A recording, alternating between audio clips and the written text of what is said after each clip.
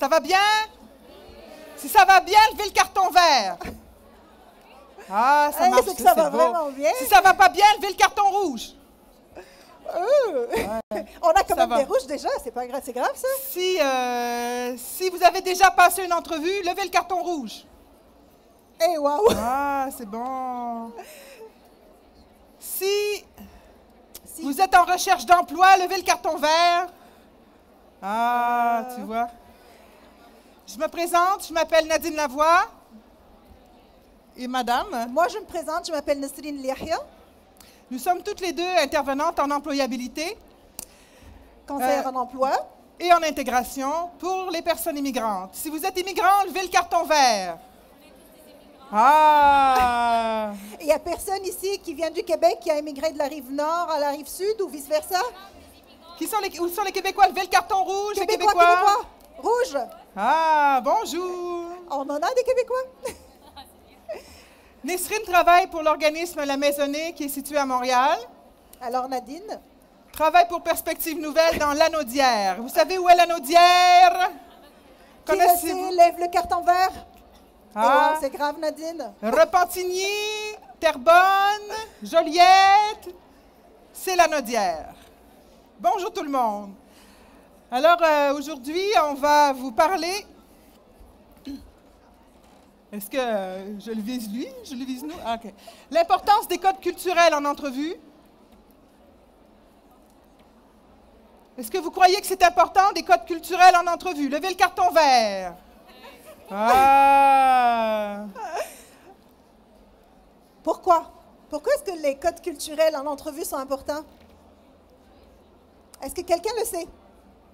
Levez le carton vert si vous le savez, sinon le carton rouge s'il vous plaît en même temps. Pourquoi c'est important? Si vous savez, c'est ça la question. Si vous le savez, oui, si vous le savez, levez le carton vert. Si vous ne le savez pas, le carton rouge. Hey, je ne vois pas de carton rouge. Tout le monde le sait. Ah, là, ça commence à apparaître dans les deux côtés. C'est grave. Alors, pour une entrevue, il est évident que la culture de l'un et la culture de l'autre doivent se rencontrer. C'est très, très, très important. Alors, pour faire d'abord une bonne recherche d'emploi, pour se rendre en entrevue, ce qui est important, c'est que chaque personne puisse bien se connaître, parce que vous aurez à vous présenter. Hein? Je ne fais pas une loterie lorsque je fais une sélection. Si je faisais une loterie, monsieur, vous appelez comment, vous? Monsieur Jérôme, vous commencez lundi. Et voilà. On appréciera pas mal, n'est-ce pas? OK? Alors, il faut apprendre à bien être capable de parler de soi. Ça, c'est primordial. Parce qu'en entrevue, on va vous poser des questions et vous devrez y répondre. Alors l'entrevue pour vous, en fin du compte, c'est un petit peu très important. Pourquoi? Parce qu'en fin du compte, il faut parler de toutes nos compétences. Mais nos compétences sont toutes traduites à travers ce qu'on appelle un bilan de compétences. Mais qu'est-ce qu'un bilan de compétences? Un bilan de compétences, c'est un ensemble de nos savoirs, ce que nous avons appris à la maison, quand on était tout petit. Maman va nous dire, ne montez pas sur l'arbre, vous allez vous casser quelque chose. Ça, c'est un savoir qu'on acquiert, on a peur. Après ça, on va à l'école, la maîtresse va nous apprendre plein d'affaires. Après ça, on va plus loin, on s'en va dans d'autres études. Tout ça, c'est un savoir qu'on va magasiner dans nos têtes. Et une fois qu'on le garde dans notre tête et puis qu'on cherche de l'emploi, ça va se transformer en autre chose. Et cette autre chose, c'est justement notre savoir-faire. Et ce savoir-faire-là, combiné à notre savoir, c'est ce que cherche un employeur normalement. Mais... C'est très important d'être capable de parler de ce qu'on sait, d'être capable de parler de qui nous sommes et d'être capable de parler de ce que nous savons faire. Et ça, c'est très culturel. Ceux qui ont des enfants qui vont à l'école au Québec, là, il y en a qui ont des enfants au Québec, le carton vert, hein? Vous apprenez, vos enfants apprennent à donner leur opinion, à dire ce qu'ils aiment au Québec. Est-ce qu'on vous a appris à donner votre opinion, vous, à dire ce que vous aimez parmi la clientèle immigrante, à dire qui vous êtes comme individu? Parce que la majorité des gens qui arrivent de d'autres pays ou qui arrivent en Amérique, si on veut, dans les pays occidentaux, on est une société individualiste. Et vous arrivez souvent, la majorité du moins, de sociétés collectivistes. Oui. Alors, on ne parle pas de moi, on parle de nous, on parle de l'ensemble, on fait un choix de groupe. Mais ici, il faut apprendre à être individuel, à être un individu. Mais ça s'apprend. Ça s'apprend. Il y a des organismes communautaires qui sont regroupés sous le Rossini, plein d'organismes qui sont ici présents qui peuvent vous aider à développer comment parler de vous, comment définir vos compétences, vos savoirs, savoir-être et savoir-faire, qui vont vous permettre est-ce que quelqu'un sait? Qui vont vous permettre... Alors, ça va tomber. C'est le savoir agir en situation. Et c'est notre objectif. Notre objectif, c'est justement la situation, à savoir l'entrevue. Toutes ces compétences-là qu'on acquiert, tout ce que nous avons comme produit, notre je parle de moi, je sais faire, j'ai cette compétence, va tout se traduire en savoir agir en situation. Notre situation d'aujourd'hui, c'est notre entrevue. Alors, cette entrevue-là, on a vraiment besoin de la décrocher. Comment on va la décrocher, Nadine? Alors, ça prend un bon CV. Qui a un bon CV? Les cartons verts? Est-ce que vous êtes sûr d'avoir un bon CV? Qui n'est pas sûr d'avoir un bon CV? Les cartons rouges? Ah, au moins quelqu'un qui est franc. Ah, un bon CV, c'est qu'il va bien décrire, sans faire un roman et une épopée romantique de vos compétences. Un CV doit être bref, de 1 à 2 pages, peut-être 3 pages pour des gens qui ont vraiment un parcours exceptionnel, mais il doit être capable de bien synthétiser qui vous êtes. Ensuite, qu'est-ce que ça prend? Une bonne lettre de présentation, les jeunes. Pourquoi la bonne lettre de présentation? Qu'est-ce qu'on va dire dans notre bonne lettre de présentation? Pourquoi on va travailler pour cette entreprise? Notre motivation, le cœur. On dit une lettre de présentation, mais une lettre de motivation aussi. Il y a des choses qu'on peut écrire dans la lettre, mais encore une fois, ce n'est pas un roman qu'on écrit, c'est une lettre qui tient une page. Puis on ne fait pas la même lettre pour tout le monde. Hein? Si l'employeur, il la lit, la lettre. Plus le poste est intéressant, plus le poste demande des compétences particulières, plus la lettre va être tenue en compte. Je ne vais pas faire une lettre pour aller travailler comme trieur dans une entreprise, dans un abattoir. Okay? Je vais faire une lettre de motivation, de présentation pour un employeur qui m'intéresse, où les compétences que lui demande vont correspondre à mon CV. C'est très important. La lettre, il faut qu'elle soit personnalisée. Et, je ne sais pas, je te dis, c'est toi ou le... Il faut l'envoyer à la bonne place. Il y a des gens là qui vont à la chasse aux emplois comme on va à la chasse... au trésor. On va à la pêche. On va pêcher au filet, là. On lance nos CV partout avec des lettres de présentation. Non, non, non, non, non. Ici, on est au Canada, le pays des coureurs des bois. Il faut connaître son gibier. On ne va pas à la chasse au lapin de la même façon qu'on va à la chasse à l'orignal. OK? Ce que? Il faut être capable de pister. Donnez-vous comme exemple que vous avez 2 flèches. Vous avez 15 enfants à nourrir à la maison. 2 flèches. Est-ce que vous allez les lancer partout et courir après vos flèches pour les ramasser? Les emplois ici, il y en a plein. Des employeurs, il y en a beaucoup. Vos compétences, on en a besoin. Mais souvent, l'erreur des nouveaux arrivants, c'est qu'ils envoient leur CV, ils sèment à grand vent leur curriculum vitae sans savoir où est-ce qu'ils les envoient. Et malheureusement, ça les grille. C'est fatal. Ils vont perdre toutes leurs flèches et ils ne vont pas manger. Alors, qu'est-ce que ça donne? Ouais. Allô, Madame Nadine, ça fait 400 CV que j'envoie. Il y en a qui ont envoyé 400 CV ici, carton vert. Ben, disons 200. 200 CV. Ça 100. Il faut cibler. Vous êtes précieux pour les employeurs, mais votre précieuseté, ça se dit tout ce mot-là, oui, votre rareté, vos compétences vont être utiles pour différents types d'employeurs. Il ne faut pas les envoyer partout. Il faut se poser des questions. Il faut suivre votre gibier, savoir qu'est-ce qui le nourrit. OK? Alors, la bonne place, c'est quelle place? Quelle est la bonne place pour vous? Qu'est-ce que c'est une bonne place? Une bonne place, c'est un endroit où vous allez pouvoir mettre vos compétences, desquelles on parlait tout à l'heure, à l'épreuve. C'est un endroit qui présente un défi. C'est un endroit dans lequel vous allez vous réveiller le matin avec un grand sourire, comme celui que Nadine et moi-même ont quand on se réveille pour aller travailler, quand on vient vous voir, quand on vous parle, parce que ça nous fait vraiment plaisir de faire ce travail. Alors, la bonne place est non seulement une place par rapport à laquelle vous allez avoir de l'argent pour gagner votre vie, ni gagner votre pain pour vos enfants, mais c'est quelque part où vous aimeriez travailler, vous aimez travailler, et vous allez passer toute votre vie en rentrant chez vous à être heureux avec ce que vous faites. T'es heureuse? Oui, je suis très heureuse. Moi aussi. Mais ça peut être une bonne place aussi qui fait partie d'un plan B. Oui. C'est une place où, pour être vraiment heureuse, j'ai besoin d'aller acquérir certaines expériences pratiques, où j'ai besoin d'acquérir certains savoir-être, où j'ai besoin de manger en attendant de learning English very well. OK? Ça peut être ça aussi, la bonne place. Oui. Mais il faut savoir que si je prends n'importe quoi, n'importe où, je peux être pogné pour rester n'importe où, n'importe comment, jusqu'à ad vitam aeternam. Il faut choisir. Vous avez le choix. Vous avez le devoir de choisir. Alors, la bonne place, c'est la place qu'on choisit, qui va nous aider soit à nous orienter vers l'emploi qu'on cherche, soit être exactement la bonne place qu'on cherche, mais qui ne peut nécessairement pas être le premier emploi qu'on va avoir. Alors, il y a tout un processus par rapport auquel il faut qu'on commence, à savoir cibler un emploi. Cibler un emploi qui peut être un emploi court, long ou moyen terme. Qu'est-ce que ça veut dire, court, long, moyen terme? Un emploi de court terme.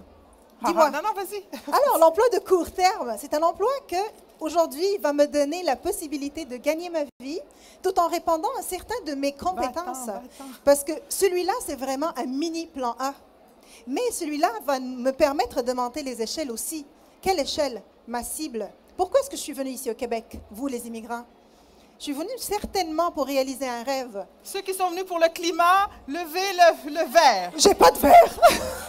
Je n'ai pas de verre. J'aurais levé les deux bras, ma grande. Mais sauf que on est venu pour un objectif, pour un beau rêve à réaliser. Et c'est ce beau rêve-là qu'on doit absolument garder dans la tête. Je suis aussi immigrante que vous autres. Et étant aussi immigrante que vous autres, j'avais mes plans A, mes plans B et mes plans C. Mais ces plans A, ces plans B, ces plans C versés vers un seul et une seule direction. Laquelle? Me réaliser. Me réaliser pourquoi? Pour moi. Parce qu'il est vrai que très souvent, la plupart des immigrants vont dire, ben, on vient pour nos enfants. Mais oui, mais vous, là-dedans, est-ce que votre enfant va être fier de vous si vous étiez dans votre pays d'origine un ingénieur et puis que vous venez ici faire du préposé au ménage? C'est pas sérieux. On n'a pas besoin de ça. Et puis, on n'a pas besoin de vous pour ça ici au Québec. Ici au Québec, on a tellement de beaux postes, tellement de bonnes opportunités, tellement de possibilités. Mais sauf que, il faut savoir où les chercher, comment les chercher et avec qui les chercher. Venez nous voir. Allez voir les organismes. Vraiment, vous allez gagner du temps. Absolument. Et du bonheur. Ouais, on dirait qu'on travaille pour l'ambassade dans les pays, là, tu sais, où ils font raconter toutes sortes de choses. Là, mais vraiment, quelqu'un de bien préparé sait où aller. Bon, maintenant, souvent, je me dis, Madame, j'ai envoyé 400 CV, je n'ai pas d'entrevue. Ah. Ben là, qu'est-ce que ça veut dire, ça? Hein? 400 CV, je n'ai pas d'entrevue, les gens, ils sont racistes. Hein? Comment ça, les gens sont racistes? Tu as envoyé ton CV, tu n'as pas d'appel. On va remettre les choses dans leur contexte, OK? Le CV. Non, ouais. D'abord, la lettre de présentation. À quoi ça sert une lettre de présentation? Ça sert à dire à la personne qui regarde votre candidature, attention, regarde mon CV, ça vaut la peine. OK? Une bonne lettre de présentation, son rôle, c'est de faire lire le CV. Le CV, à quoi il sert, lui? Ben, c'est votre photographie. Hein? C'est une photographie, oui. Mais de quoi? Il sert à obtenir une entrevue. Il faut en dire juste assez dans le CV pour que l'employeur ait le goût de téléphoner. Piquer la curiosité. D'où un CV bien fait, de façon succincte, bien piqué, bien tout ça, où on donne assez d'informations pour que l'employeur ait le goût de téléphoner pour vérifier. Percutant. Et l'entrevue, le CV sert à obtenir une entrevue et l'entrevue sert à décrocher un emploi. Si mon CV ne fait pas sonner le téléphone, c'est parce que mon CV, il n'est pas bon. Que la description de mes compétences ne correspond pas aux besoins de l'employeur ou que j'en ai trop dit. OK?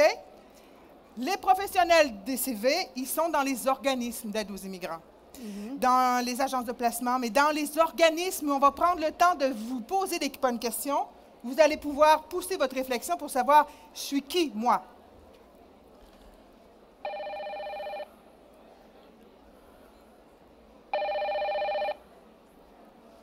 Alors, qu'est-ce qui arrive là? J'ai envoyé mon CV, le téléphone sonne, et c'est qui va répondre au téléphone? Posez-vous la question, qui va répondre au téléphone? Est-ce que c'était le message de répondeur? « Hey, bonjour, t'as bien reçu l'appel de M. Nord, oui! Laisse un message! » Est-ce que c'est un message de répondeur un peu bizarre qui va répondre à l'employeur? Est-ce que c'est bonjour, c'est moi, c'est le message? C'est qui répond au répondeur? La qualité de votre répondeur téléphonique dépend de beaucoup de choses. Il faut que ce soit un message clair, net, précis, professionnel. Une fois, j'ai téléphoné chez des candidats, puis c'était « Là, monsieur n'est pas là. Non, non, non, non. On est ses gardiennes. Non, non, non, non. » Moi, je suis un employeur des ressources humaines. Je suis très... et j'entends un message de répondeur comme ça. Qu'est-ce que je fais? Je raccroche. Ben, c'est encore heureux. Moi, j'ai entendu autre chose. Ah, vas-y. Loulou cool à l'appareil. Laissez-moi un message. Après le bip. Tiririp, tiririp. Alors, est-ce que vous allez laisser un message, vous, l'employeur, très sérieux, qui cherche un ingénieur? Ou c'est un message téléphonique du fournisseur Internet. Ah, je parle pas anglais. Fais-le en anglais. C'est un message électronique où on ne sait pas c'est qui, on ne sait pas c'est où. Please leave a message after the tone. OK, then. Okay. Et après, qui est-ce que vous êtes? C'est important. Ou vous n'êtes pas là, vous occupez un emploi de travail alimentaire, on comprend, pour subvenir à nos besoins. Et la personne qui répond au téléphone, c'est la maman. Ah, qui? Pas là. Papa est français, non? Papa. Est-ce que l'employeur va laisser un message? Non? Et puis elle est très positive, français. Hein? Alors, oui, pas entendre, comprendre? Non, pas comprendre. Alors, l'employeur ne va pas rappeler. Pensez à ce genre de choses-là. Il y a beaucoup de gens qui ont eu des appels, des employeurs. Les employeurs m'appellent, moi, puis disent « Nadine, j'essaie de rejoindre le monsieur, il n'est pas là. Ou vous avez envoyé un CV, vous vous êtes abonné à un forfait téléphonique extraordinairement bien publicisé, et vous changez de forfait, vous changez de numéro. Le numéro que vous avez rejoint n'est pas disponible. Et puis, vous ne le changez pas sur votre CV? Des CV perdus, 200 CV perdus. Et puis, l'avantage encore, elle est en train de parler de gens qui ont installé déjà leur messagerie. Mais imaginez ceux qui ne l'ont même pas installée. L'appel téléphonique, c'est une entrevue. C'est pendant l'appel téléphonique qu'on va valider plusieurs points. Alors, votre appel téléphonique, si vous envoyez des CV, c'est important. Il faut aussi noter l'endroit où vous envoyez des CV. Oui, bonjour, ici Nadine Tremblay de l'organisme de l'entreprise Intel. Vous avez envoyé un CV? Qui? Où? Quoi? Il faut prendre en note les endroits où vous envoyez des CV. La madame, elle pense que vous avez envoyé un CV dans votre vie puis que c'est chez elle et qu'en fait, elle vous appelle. Pardon, excusez-moi, moi je suis bas. Et alors, elle va être très heureuse de vous parler. Mais si vous faites quoi? Où? Comment? Où? Comment? Okay. Ça se peut que la personne qui va vous appeler pour une entrevue aussi parle en québécois là, là, là, là. Hein? Ça vous dit quelque chose, ça, le québécois là, là, là? Sûrement pas. Ben là, c'est facile, là. Vous prenez l'autoroute 25, là, puis vous allez là, vous allez voir le laptop. Fini, terminé. Merci, madame. Au revoir. Fait que là, souvent, qu'est-ce que je fais? Je vais où? Hein? C'est important de bien noter les endroits où vous envoyez des CV, de bien noter les adresses, les numéros de téléphone, de prendre en note les informations. Vous notez ce que vous pouvez. Après, vous m'appelez. En fait, il y a autre chose qui est très importante à ce niveau-là, c'est que si jamais vous ne pouvez pas prendre l'appel, c'est pas grave. Vous pouvez toujours vous excuser, dire à l'employeur, et puis c'est pas du tout un tort, au contraire, c'est même un plus, c'est un plaisir pour ces gens-là parce qu'ils vont sentir que vous êtes des personnes responsables. Excusez-moi, je vais prendre le métro dans 5 minutes et puis j'aurai pas vraiment assez de temps à vous accorder. Est-ce qu'il y a une possibilité que vous me rappeliez à telle et telle heure? Là, vous êtes chez vous, derrière votre bureau, avec les informations nécessaires, un stylo, une feuille, vous allez tout noter. Donc, il n'y a aucun mal à dire à l'employeur ce genre d'informations. Au contraire, c'est même très pertinent. Pourquoi pertinent? Il va sentir que vous êtes une personne sérieuse, que vous désirez vraiment avoir l'entrevue avec lui. Et puis, il sait très bien et que vous savez très bien que cette entrevue-là téléphonique va décider si jamais vous allez avoir une deuxième entrevue au cours de laquelle vous allez rencontrer cette personne-là. Il y a une dame qui avait répondu à l'employeur comme ça. Elle était à la maison, puis les enfants pleuraient, là, c'était la crise. Ah, maman! Fait qu'elle dit, excusez-moi, mes enfants crient, vous pouvez me rappeler tantôt, je vais les enfermer. Mais c'est des petites anecdotes. Des fois, dans l'énervement, on ne prend pas nécessairement conscience de ce qu'on dit, mais il faut... il ne faut pas enfermer ses enfants. Donc, l'entrevue. Les entrevues, on l'a manqué l'arrivée. L'entrevue, c'est énervant, hein? C'est stressant. On ne sait plus quoi mettre, on ne sait pas quoi faire, on ne sait pas quoi dire. C'est très, très stressant. Encore une fois, vous allez dire qu'on est redondant, mais dans les organismes communautaires, vous pourrez avoir des simulations, des préparations aux entrevues. On va vous pratiquer à répondre aux entrevues. OK? On va vous pratiquer maintenant déjà, mais il ne faut pas peut-être le dire à tout le monde. Alors, vous allez avoir à rencontrer différents types d'employeurs. Oui. OK? Ça aussi, c'est culturel. Vous allez rencontrer des employeurs jeunes, des employeurs vieux, des employeurs immigrants, des employeurs québécois. Vous allez rencontrer ce qu'on appelle le type, nous, en ressources humaines, là, le bon père de famille. Regardez, il est mignon. Qu'est-ce qu'il fait, ce type-là? Qu'est-ce qu'il veut? Qu'est-ce qu'il veut? Le bon père de famille, vous allez le reconnaître. Vous allez rentrer dans son bureau, ça va sentir la cannelle ou la vanille. Il va avoir des photos de ses enfants, des diplômes. C'est peut-être la madame ou ça peut être une bonne mère de famille ou un bon père de famille. Hein? L'utilisation du masculin n'est utilisée que pour alléger le texte. Yes. Mais le bon père de famille, lui, il va être très particulier. Vous allez le reconnaître. Il va vous poser beaucoup de questions. Des questions qu'il n'a pas nécessairement le droit de poser. Mais ça l'intéresse de savoir pourquoi vous êtes venu au Québec. Ça fait combien de temps que vous êtes arrivé au Québec? Est-ce que vous avez des enfants? Ça fait combien? Il va vous poser des questions pas tout à fait correctes. OK? Mais il cherche un employé, mais il cherche aussi un membre de sa famille. Quelqu'un de nouveau qui va intégrer dans sa famille. Parce qu'en fin du compte, son entreprise, c'est quoi? Le bon père de famille, pour lui, son entreprise, c'est sa famille, justement. C'est là où il va investir un maximum. Il va passer des heures et des heures. Donc, il y a généralement sa femme, sinon elle est remplacée par la cousine, sinon elle est remplacée par le petit-fils. Et puis, c'est toute la petite famille qui en travaille en entreprise. Tout le monde se connaît. Tout le monde se connaît, mais se connaît très bien. Et là, non seulement il va emmener quelqu'un d'extérieur, mais en plus, un immigrant. Belle affaire. Il faut sourire. Vraiment sourire. Il faut sourire généreusement. Il faut apporter beaucoup... Réconfortez-le. Dites-lui, oui, je veux bien faire partie de votre famille. Moi aussi. Vous allez rencontrer des intellectuels. Vous les connaissez, hein? Facile, hein? Les intellectuels. Les diplômes derrière le dos. Les livres derrière le dos. Tout ça pourquoi? Des trophées. Alors moi, je suis un intello, puis ce que je cherche, c'est quelqu'un qui me parle avec mon langage. Qu'est-ce qu'on fait avec ce genre de personnes? Qu'est-ce qu'on fait avec un intello? L'entrevue va être longue. Si vous n'avez pas dîné, si vous n'avez pas lunché, il faut prévoir. Il faut vraiment prévoir, parce que ça va être des questions très pointueuses sur tout ce que vous savez faire, sur votre savoir-faire, mais seulement aussi sur votre savoir, tout ce que vous avez appris à l'école. Donc, on revient à notre première diapo qui vous disait, il faut vous connaître pour aller en entrevue. Oui, il va vous poser des questions sur vos réalisations. Comment vous avez fait?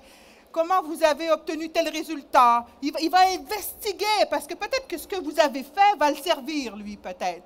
Peut-être pas pour votre embauche, mais il va vous poser des questions. Pourquoi? Comment? Okay? Même par il faut curiosité. avoir des outils dans votre trousse quand vous allez en entrevue avec un intellectuel. Puis vous ne le saurez pas que c'est un intellectuel avant de rentrer dans le bureau, donc il faut prévoir. Hein? On n'arrive pas à son entrevue les mains vides. On arrive avec les copies de ses diplômes, de ses évaluations comparatives, on arrive avec des exemples, il faut connaître bien ses réalisations, les détails. Il faut surtout ne pas être menteur. Oui? Ça va? Tu lèves la main? 5 minutes. Il me reste 5 minutes?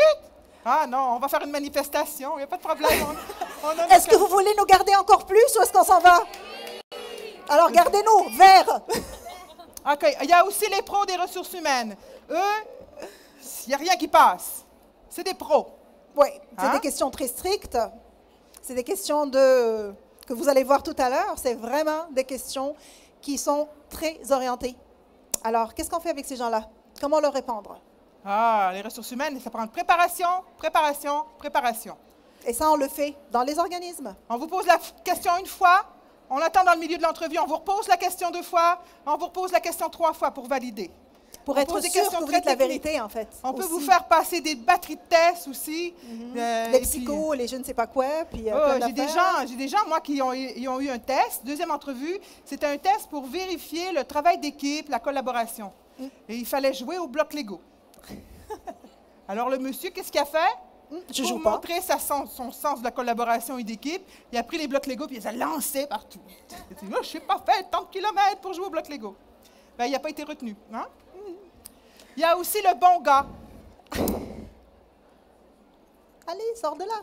Alors, le bon gars, il ressemble un peu au père de famille. Mais le bon gars, lui, il faut que faut qu'on soit sympathique.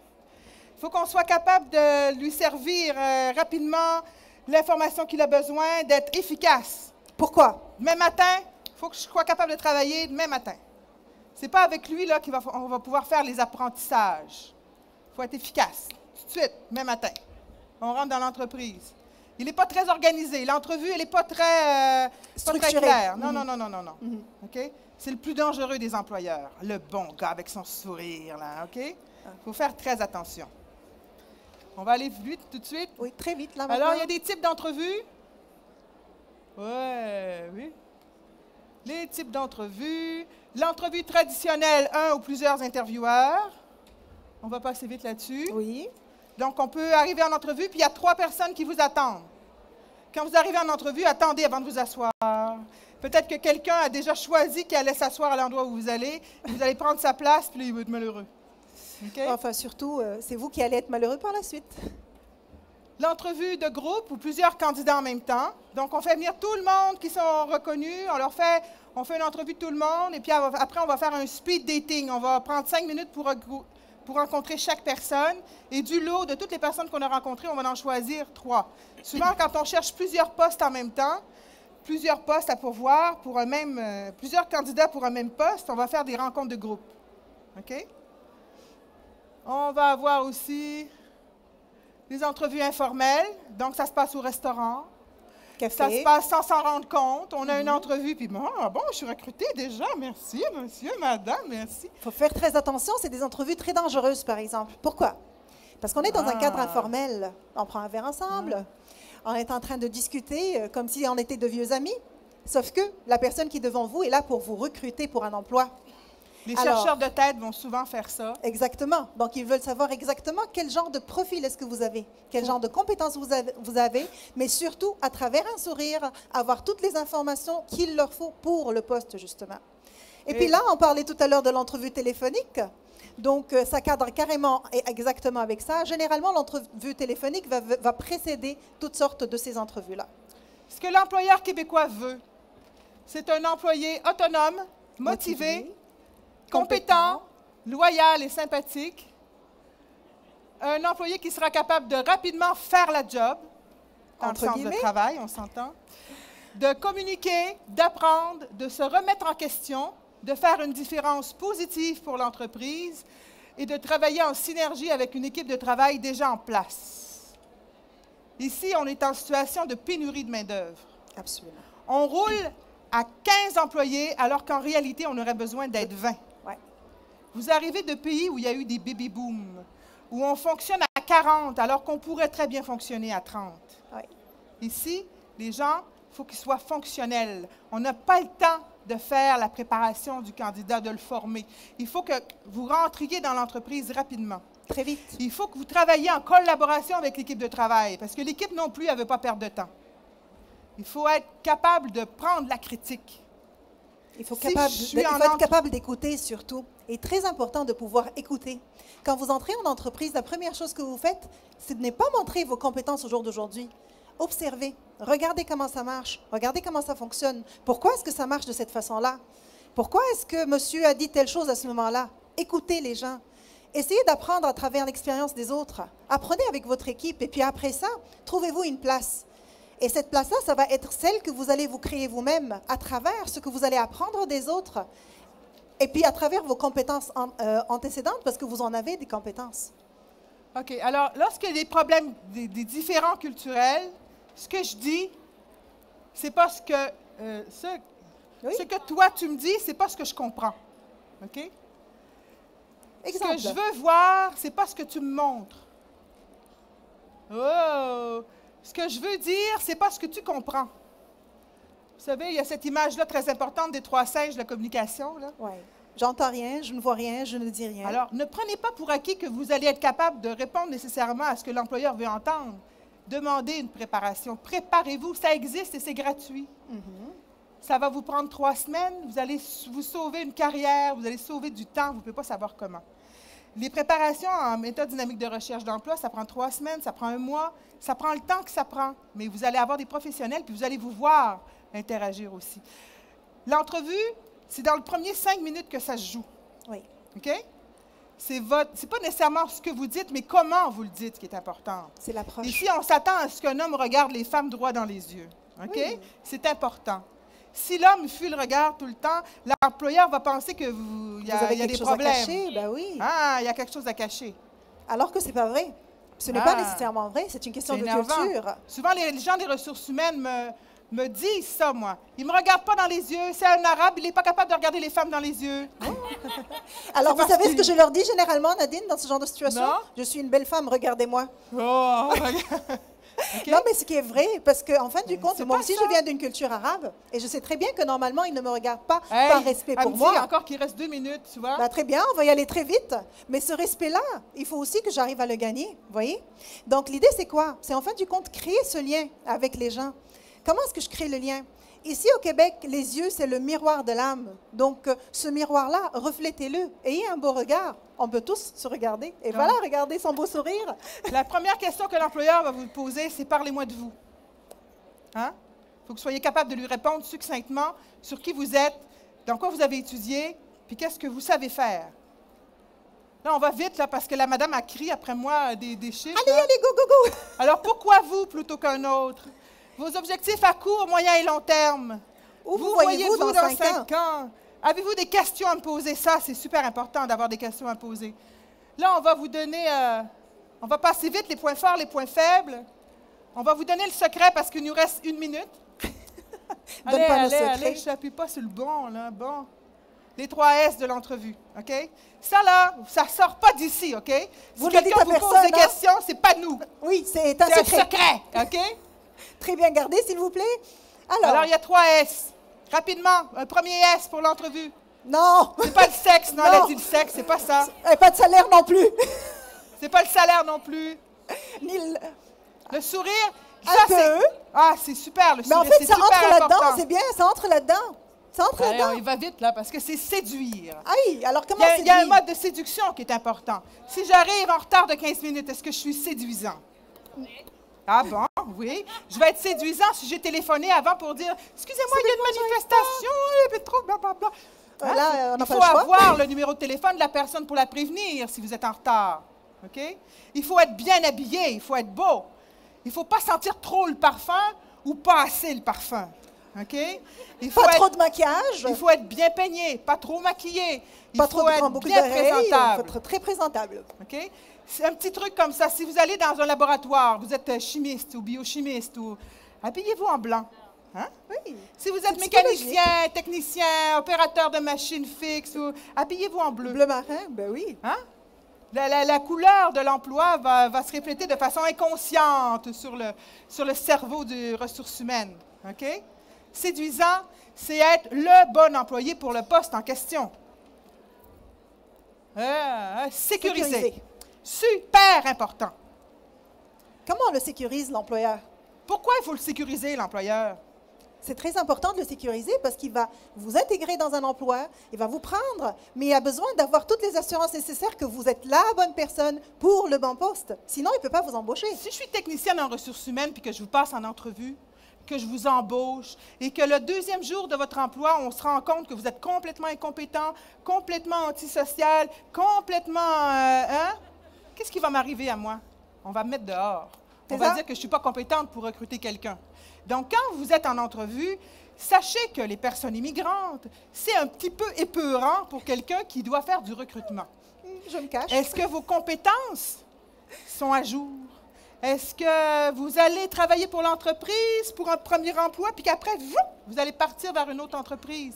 Est-ce que l'employeur va vous former pour un an, puis qu'après, vous allez prendre la formation que l'entreprise vous a donnée, puis vous la donner ailleurs? Est-ce que vous voulez partir une entreprise, vous? Alors, vous Partir allez avec prendre mes toutes les clients? compétences de l'entreprise, partir avec. Et le troisième S, qui est très important, c'est surprendre. Là, on ne le voit pas bien, là, mais c'est surprendre l'employeur, se préparer.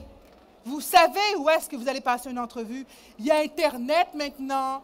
On peut aller voir sur les sites Internet et aller se donner de l'information sur les entreprises. Les questions interdites par la loi, il y en a plein. On passe vite, vite. Et voilà, ça nous a fait plaisir.